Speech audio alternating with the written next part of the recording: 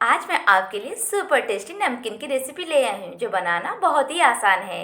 इस रेसिपी में मैं पोहा का यूज की हूँ। पोहा का नमकीन रेसिपी बहुत हेल्दी होता है। खाली टाइम में अगर आपका मन करे कुछ चटपटा खाना तो इस रेसिपी को जरूर ट्राई करिए। और इस रेसिपी आप 1 महीने तक आप स्टोर करके रख सकते हैं। कुछ लिमिट इंग्रेडिएंट में घर का जो चीज़ रहता है उसमें मैं बनाई हूँ।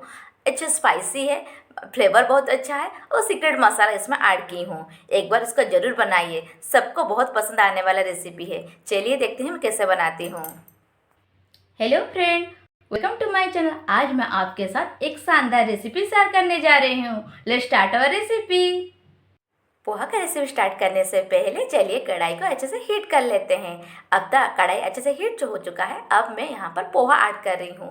पोहा आप कुछ भी ले सकते हैं, पतला हो वो मोटा हो। आप कोई भी पोहा लेकर इसको बना सकते हैं। मोटा पोहा होने से अच्छा है, लेकिन पतला है तब भी इसे चलेगा। चलिए कुछ टाइम अच्छे से फ्राई कर लेते हैं। पोहा जब फ्राई करते हैं मीडियम फ्लेम में फ्राई करना है। उसको हाई फ्लेम में मत फ्राई कीजिए, नहीं तो नीचे से जल जाएगा। पोहा कलर चेंज होने तक, मतलब पोहा का पूरा रेड कलर आने तक नहीं, थोड़ा कलर चेंज होगा, क्रंचनेस आने तक हम फ्राई कर लेते हैं। पोहा अच्छे से फ्राई हो चुका है, उसको अलग साइड में निकाल के रख ली हूँ। अब मैं चना दाल को ऐड करके थोड़ा फ्राई कर रही हूँ। चलिए कुछ टाइम फ्राई कर लेते हैं।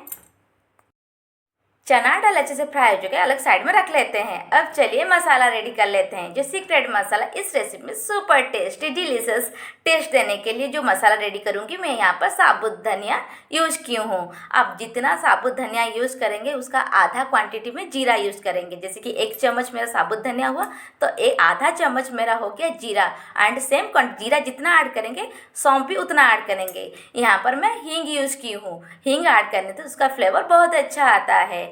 चलिए और क्या ऐड करते हैं देख लेते हैं। अब यहाँ पर मैं काला नमक यूज की हूँ। काला नमक कंपलसरी है, इसको स्किप मत कीजिए। फिर यहाँ पर मैं व्हाइट नमक ऐड की हूँ।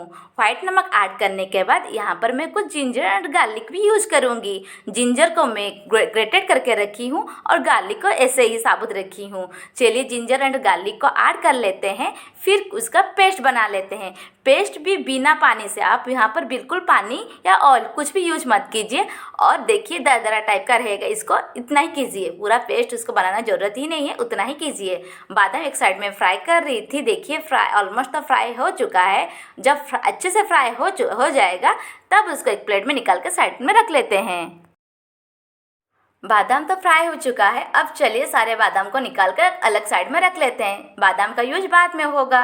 अब इस स्टेज में चलिए मैं मस्टर्ड सीड ऐड कर रही हूँ। सिर्फ यहाँ पर मैं मस्टर्ड सीड यूज की हूँ। स्प्रिंकल होने तक थोड़ा वेट कर लेते हैं। अब तो स्प्रिंकल हो चुका है। अब इस स्टेज पर मैं खड़े गरम मसाले में दालचीनी ऐड कर रही हूँ। दालचीनी थोड़ा गरम होने तक छोड़ दे रही हूँ। अब यहाँ पर मैं साबुत रेड चिली पाउडर नहीं तो रेड चिली यूज की हूँ।